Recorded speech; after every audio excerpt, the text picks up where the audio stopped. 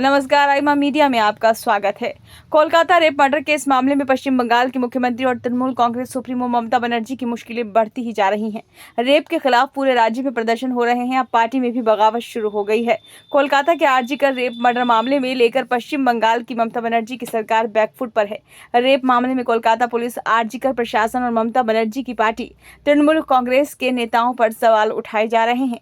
RG Kar medical college की डॉक्टरों और पूर्व प्रिंसिपल संदीप घोष की भूमिका की जांच सीबीआई और ईडी कर रही है। अब इस मसले पर तृणमूल कांग्रेस का आपसी विरोध खुलकर सामने आया है। तृणमूल कांग्रेस के राज्यसभा के सांसद और पूर्व नौकरशाह जवाहर सरकार ने कोलकाता रेप केस मामले पर इस्तीफा दे दिया है।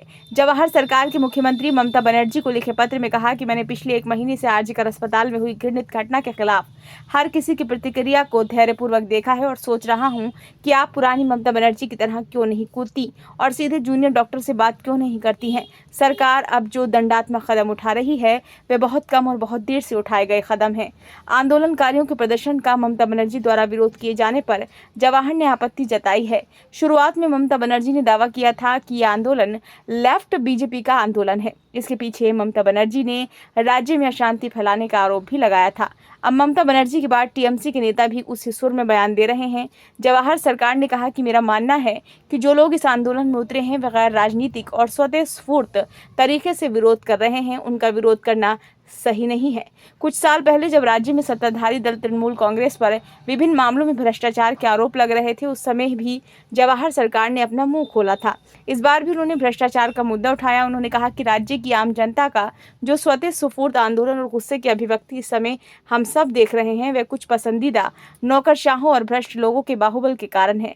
मैंने अपने लंबे जीवन में सरकार के प्रति इतना गुस्सा और पूर्ण अविश्वास कभी नहीं देखा। बता दें कि इसके पहले राज्यसभा के अन्य सांसद सुखेंदु शेखर रॉय भी कोलकाता रेप केस मामले में आवाज उठा चुके हैं। अब जवाहर सरकार के इस्तीफे को लेकर सुखेंदु शेखर रॉय ने कहा, मुझे लगता है कि जवाहर सरकार ने एक जागरूक व्यक्ति के तौर पर ये कदम उठाया है। हम में से कोई भी समाज से बाहर नहीं है। हम कार्रवाई कर रहे हैं या मुद्दे उठा रहे हैं क्योंकि हम समाज में हैं। उन्होंने कहा जवाहर सरकार एक पूर्व नौकरशाह हैं। उन्होंने ये फैसला क्यों लिया ये बताते हुए उन्होंने अपने पत्र में बताया, मैं अपने लक्ष्य पर कायम हूँ। एक जागरूक नागरिक के रूप में मेरा अस्तित्व 1.5 अरब लोगों के बीच एक बिंदु की तरह है। मेरा नागरिक स्वर कहता है आप नागरिक समाज के साथ रहें। मैं अंतरात्मा की आवाज़ पर ऐसा कर रहा हूँ। बता दें कि सुखेंदु शेखर रॉय ने कोलकाता रेप केस मामले की आलोचना की थी। उन्होंने महिलाओं के रिक्लेम द नाइट प्रोटेस्ट का समर्थन किया था। उन्होंने कहा था कि वो बेटी के पिता हैं, पोती के दादा हैं। वे जोधपुर पार्क में नेताजी की प्रतिमा के सामने धरने पर भी बैठे।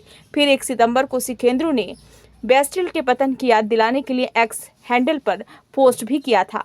दूसरी ओर फिल्म स्टार और तृणमूल कांग्रेस के सांसद शत्रुघ्न सिन्हा ने इस मुद्दे पर ममता बनर्जी का समर्थन किया।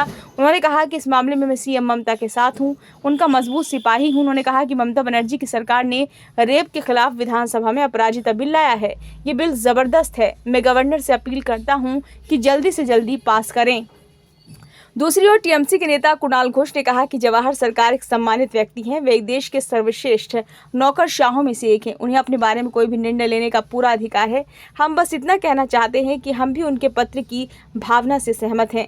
सवाल यह है कि उनका निजी निर्णय है। हम भी न्याय की मांग करते हैं। हम समाज के साथ खड़े हैं। हम भी न्याय की मांग करते हैं। बहरहाल कहने का सार ये है कि एक तरफ तो ममता दीदी राज्य में फैली अशांति से जूझ रही हैं, दूसरी ओर उनकी पार्टी तृणमूल कांग्रेस में भी बगावत के जो सुर हैं वो पनप रहे हैं।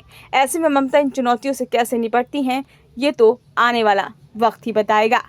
ये वीडियो आपको कैसा लगा? यदि अच्छा लगा हो तो लाइक कीजिए, कमेंट बॉक्स में अपने सुझाव दीजिए। चैनल को सब्सक्राइब नहीं किया है तो कृपया से सब्सक्राइब कर दीजिए।